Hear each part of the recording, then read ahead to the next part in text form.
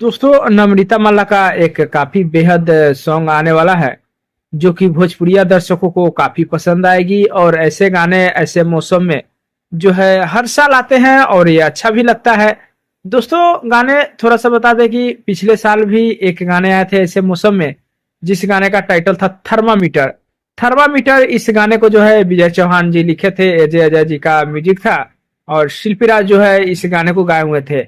और सेम दोस्तों वही राइटर है, वही म्यूजिक डायरेक्टर है और वही जो है सिंगर है इस गाने में, जिस गाने का टाइटल है बर्फी।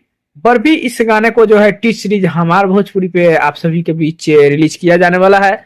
और इस गाने को लेकर के बहुत से सारे जो है मुद्दे बताए जा रहे हैं कि काफी बेहद है, काफी अच्छा है और बहुत ही बिग प्रोजेक्ट है, मतलब बहुत ही बड़ा प्रोजेक्ट है जो कि भोजपुरिया दर्शकों को काफी पसंद आएगी और काफी अच्छा लगेगा।